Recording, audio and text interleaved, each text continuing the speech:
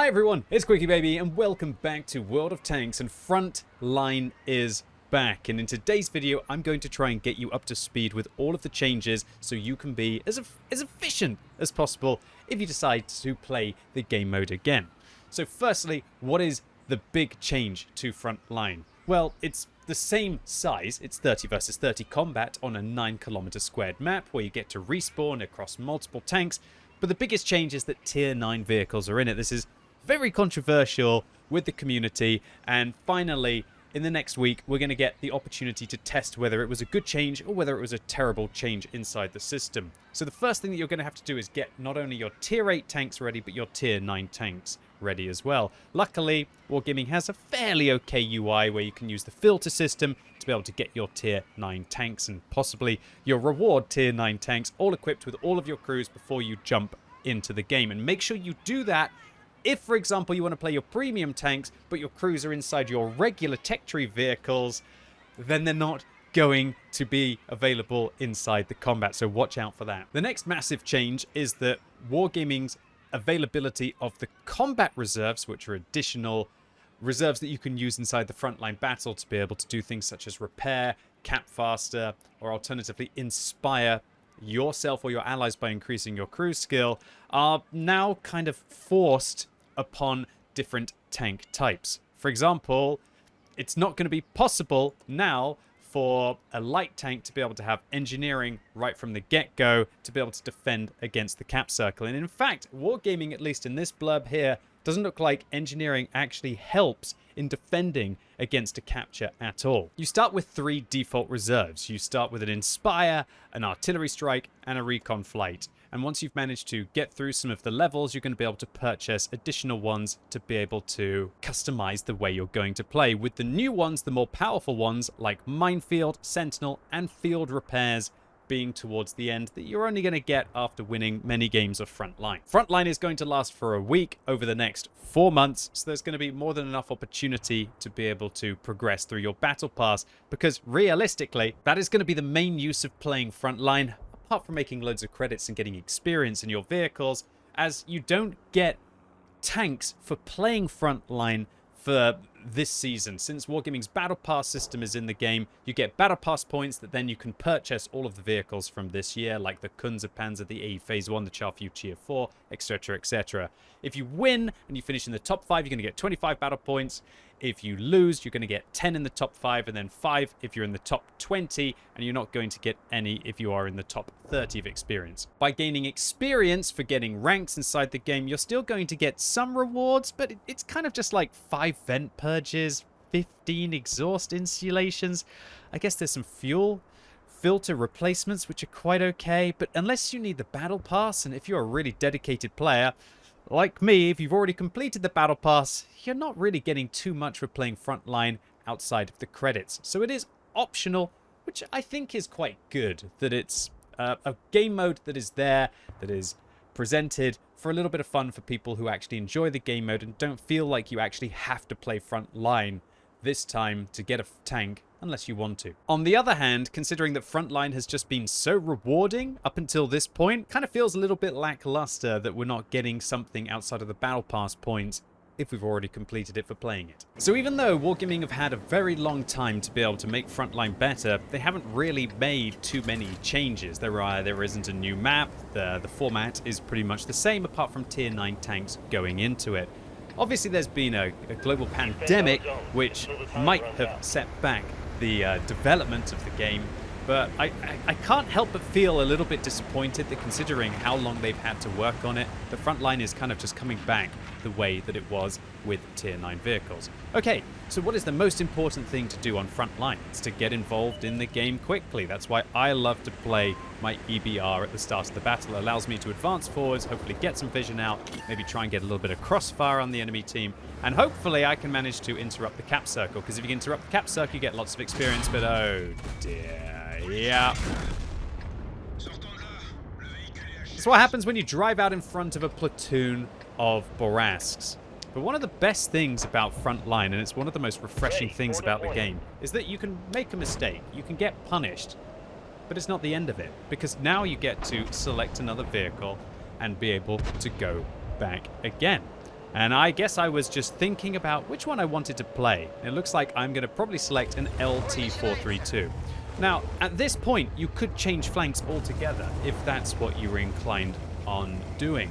And I do think that there's a strength in doing that. Defending the cap circle is one of the best ways to be able to make your level, which you can see up in the top corner of the screen, increase. And if you can be able to go up from the private rank all the way to the general rank, you're going to get yourself more progress for your battle pass points. You're going to get yourself more progress to be able to get the other reserves. And you're also going to get yourself more experience and, importantly, more credits, because there is a bonus for reaching the higher ranks to that as well. This game mode can get incredibly lucrative if you can consistently get the general rank, or if you can get up towards the major rank, or as high as you can possibly get. And you're playing some premium tanks, and you're using credit boosters. With regards to the premium tank situation, should we try and count what kind of premium tanks are actually playing on this flank? Actually, do you know what? It'll probably be easier to count the tanks that aren't premium. 1.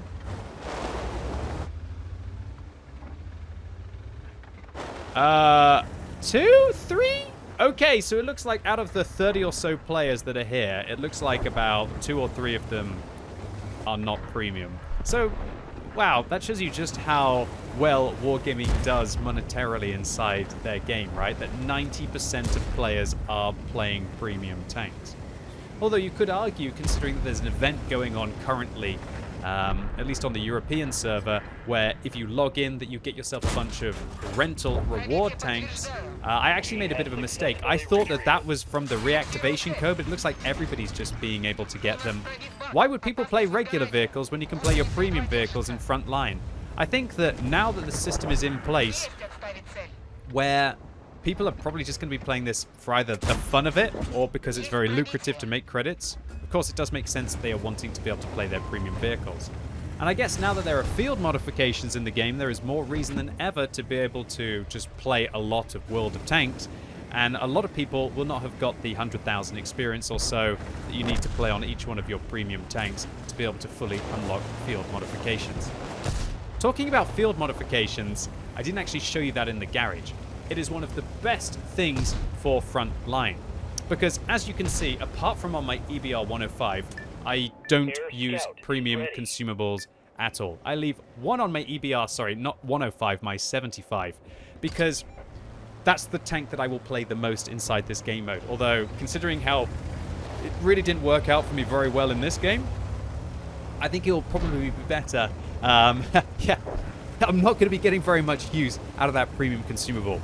But by taking one on maybe your favorite tank, you have to spend 10,000 credits if you bought it at half price, 20,000 credits if you're paying full price for it. But to be able to have that one tank that you're probably going to play the most, get the most benefit, and the fact that you don't have to resupply it multiple times if you die, is probably going to be getting the most out of your money, right, in a half an hour game. So one of the most important things in Frontline is that, of course, you never, ever die unless you've got reinforcements to be able to respawn. Because I died so quickly inside this game in my EBR 75, if I was to die again in my LT432, I would literally just be out of the battle up until 15 seconds from now. So if I'd got caught in my LT432 as I was running away, I would literally have to just sit here and do nothing for a couple of minutes. And if you sit here and do nothing for a couple of minutes, not only does it put your team at a disadvantage, but more importantly, you're not going to be getting any of the fat credits and experience that most people are going to be playing this game to be able to achieve, right? So in this scenario, it's all about just trying to get crossfire on your opponents. Frontline is a game mode where people will play a lot more aggressively, and the map is a lot wider and more open. Because people respawn, they don't mind throwing away their hit points to be able to try and get some damage or try to make a push against the enemy team. And so, one of the things that you should be always thinking about in Frontline is how can you either spot for yourself, spot for your team, or how can you be able to get a bit of a crossfire. And yeah, that's not how we get a crossfire, by being rammed to death by a Senlac. Nice play there. But I'm going to get in a more flexible tank that is going to be better for engaging at long range. But gosh, I got distracted. Let me focus up on the field modification, one of the best changes.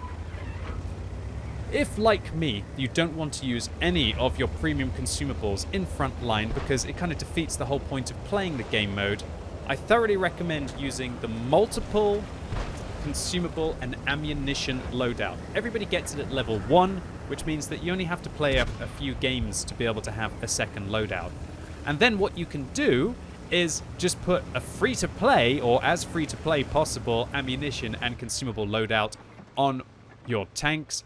And then you can switch to a more, should we say, pay-to-win loadout with premium consumables or maybe more premium rounds in your vehicles for when you want to play the solo queue or the random battles of World of Tanks. I think that's definitely one of, if not the best changes of Frontline this season. And one of the best things about the field modifications is now being able to have multiple ways to set up your vehicles so you don't feel that you have to be constantly clicking in your garage when Frontline is here. Personally, I'm going to have a Frontline setup in every single one of my premium tanks, once I've of course managed to unlock it with the field modifications. And then I won't have to faff inside my garage when I want to play in the random queue where statistics matter and stuff like that, and you want to be as competitive as possible. Alright, well, that was possibly the longest I've ever taken to get a sergeant rank inside Frontline. I usually end up getting general in about 80 or 90% of my games, I'd say, when I'm playing well. At least ones that don't end because one team doesn't manage to progress or because the attackers just manage to take out your base too quickly. What I'm trying to say is, in a game that will go the distance, I do feel like I will very consistently get general. This was actually my first game of Frontline, and to be fair, we haven't played in a year.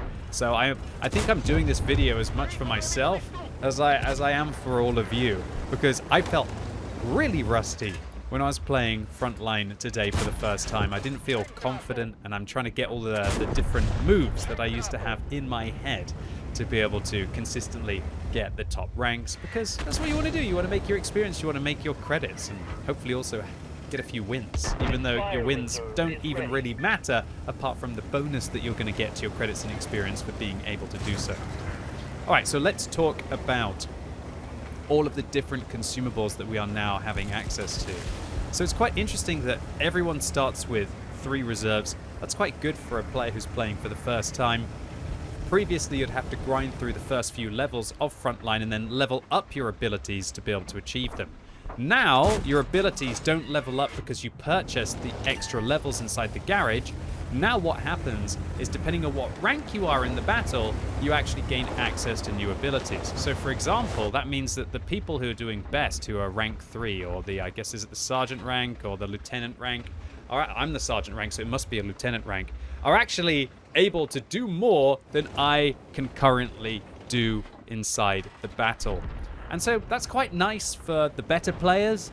If you can manage to snowball a game early and you can manage to get up the ranks, then you can unlock the better reserves and be able to use those to be able to take on the enemy team. And one of the ones that you see me using now is called Inspire. And Inspire has been buffed significantly. Inspire, I think, now does, I think it's either 15 or 20% crew skill, which is a massive buff. It will actually be the equivalent of an extra gun rammer on your tank, if not even more. And it also affects your allies. And what you can see right now is that my experience is going to be going up and up and up and up and up as I'm inspiring a lot of my friends around me. Now, all of their crew skills are being buffed, and every time they do damage, they're actually giving me experience. And so, wow, there we go, straight up to the lieutenant rank. And I'm hoping that they can manage to keep doing a little bit more. And just look at my experience bar at the top of the screen, really stepping on up. So it's quite often the people who manage to consistently get the higher ranks inside Frontline are the ones that are using their reserves in timely fashions. Inspire, when you either need it because you're going to die and you want to be able to just make yourself a little bit more combat efficient to be able to possibly get through the scenario. Or alternatively, hopefully, when you're in that kind of a scenario where you've got like 3 or 4 vehicles that want to have a little bit more combat capacity, and you will massively increase your experience if you're able to do that. Using the repair depots, I guess now, because hardly anyone's going to be using engineering, is going to take a little bit longer this time than it used to. Previously, I took engineering in pretty much all of my vehicles. It was the most powerful reserve possible. I'm going to be definitely taking engineering a little bit more today, as I'm going to be practicing Frontline and seeing what all of the new reserves are like and seeing whether engineering is still a meta or not. But it definitely means that you have to spend longer in the repair circle to be able to get your tank back up to working order. I feel like this game, I've been kind of living on the skin of my teeth in a way here. I've always been so close to not having a tank. But luckily, those 2 repairs, one that I did in the LT432 and one that I'm doing right now in the Progetto, will mean that I'm able to, as I'm getting confused, I'm thinking like where I'm thinking of deploying my artillery strike. And that would have been such a good thing to do if I hadn't been slow. If I had dropped the artillery strike on that location over at the decap, then I might have been able to get some base defense points. And if I'd been able to do that, my experience bar would be rocketing up. But let me stay on track, and that is that the people who use those reserves more effectively are going to be the ones who get the levels, and I'm just going to have to wait and see how good engineering is. I've previously used it in every single one of my tanks. Now I'm not so sure, but having access to the artillery strike right from the get-go is pretty cool.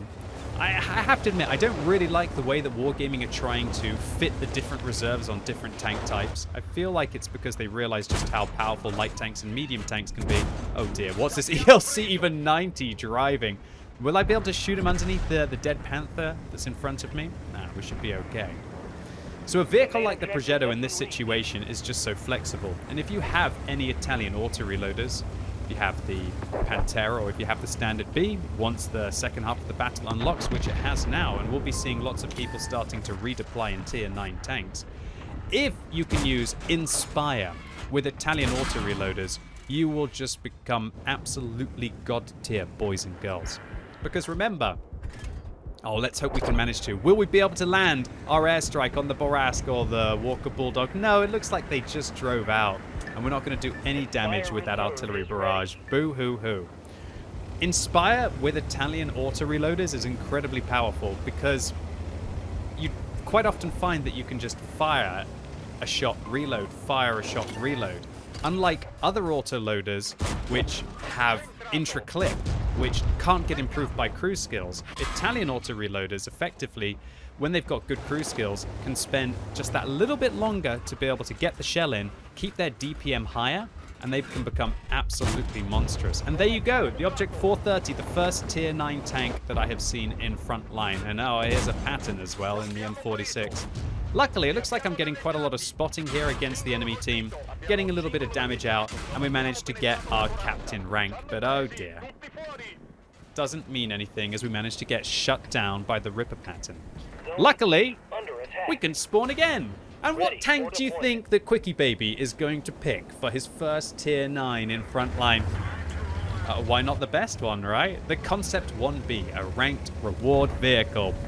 I almost don't think that tanks like this should be playable in Frontline, because only a very small percentage of the player base have them. A lot of the more casual players aren't going to know exactly how to deal with a vehicle like this. It's also really fast. It's got an incredible turret. It's got a really nice 120mm gun, or maybe it's actually not 120, it's a 110mm caliber gun. Let me clarify that for a second. This thing is the all-purpose heavy tank. And I don't like this transition of the battle where suddenly it doesn't feel like Tier 8 is enough. I think one of the reasons why people loved Frontline was because of the same tier matchmaking. I think that, well, I prefer multiple tiers inside the random queue because I think it makes for a more interesting and varied game with, more varied battles. It feels just like more rewarding to have a nice spread of vehicles inside the random queue.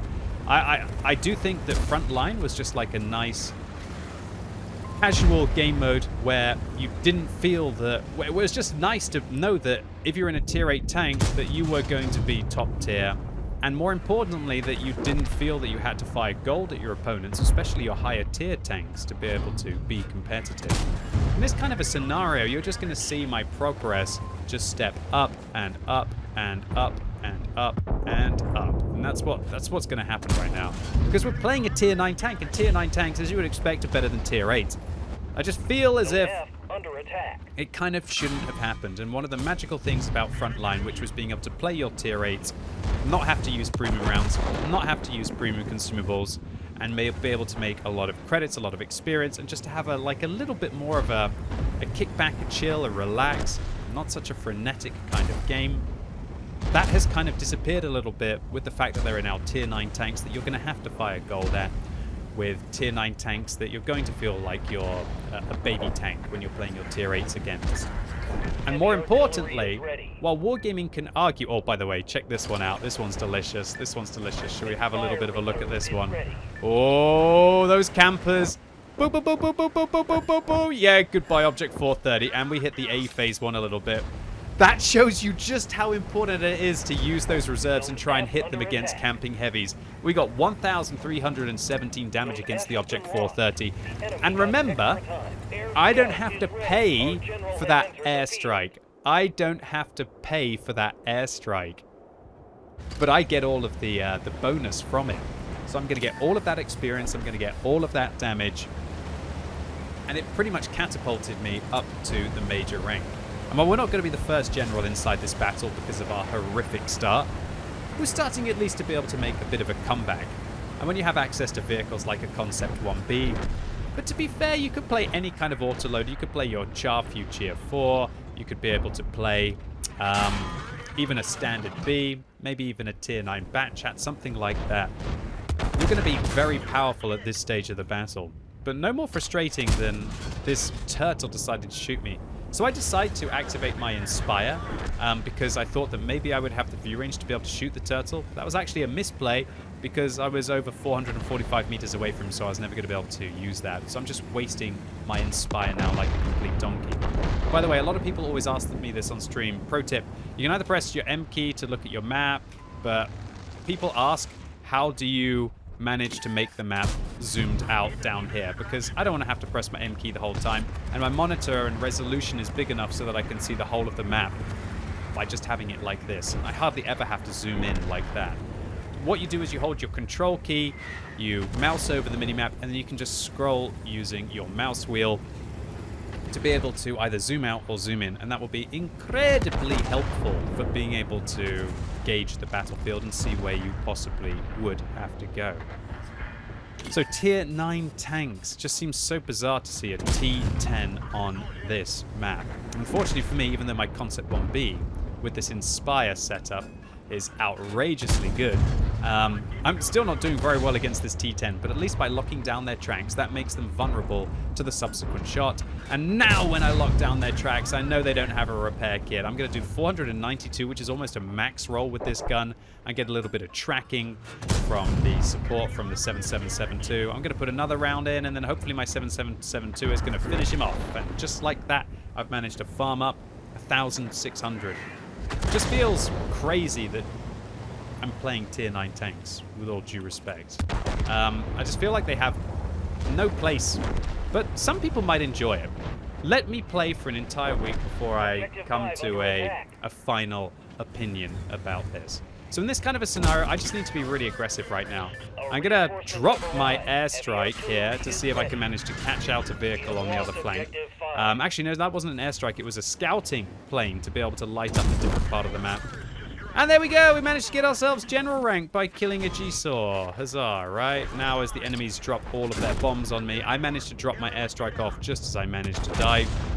And at this stage of the battle, when the enemies only have a minute left, I think it's just about playing your best premium tank.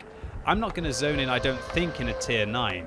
I'm just going to zone in a tier 8. Am I going to play the Borask? Am I going to play the Progetto? Looks like I'm deciding which one I want to play. And I'm going to choose to make the credits, boys and girls. And while there will be some people out there who want to progress in their tier 9s, and there will be some people out there who just want to play their Concept 1B, because they absolutely, utterly must be the most dominant tank, and they can't be happy unless they're playing the best thing, and they want to try and crush all of the enemy as quickly and as painfully as possible for them. No, I'm probably going to end up playing mostly premium. What I think I'm going to do is, when tier 9 tanks are available, if I feel like I need to extend the game when I'm attacking, I'm probably going to play a tier 9. If I feel as if I haven't quite managed to get the general rank and playing tier 9 tanks are going to help me, then I'll probably play a tier 9 in defense as well. Right up until I feel like the game is either won, or at least we're going to get to farm at the end of it. And then I'm going to jump into premium tanks, because premium tanks are still going to make the money.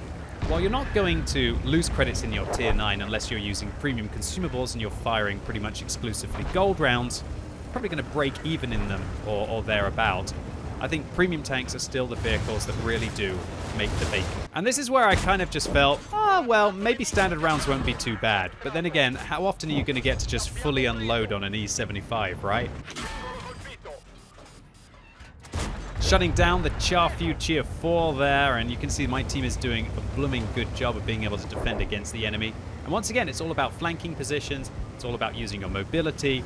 Mobility and auto-loaders, if you have access to them, will make you a better front line player. And with 2 minutes left on the game, it's all about trying to mop up as much as we possibly can. So let's get above the Progetto, put one in, put two in to be able to finish him off, put another one into the Kunze-Panzer as well, just why it's so lovely to play auto-reloaders. We're going to drop our recon flight on the other side of the map. We're going to drop our airstrike on that M103 heavy tank to see if we can manage to catch him out.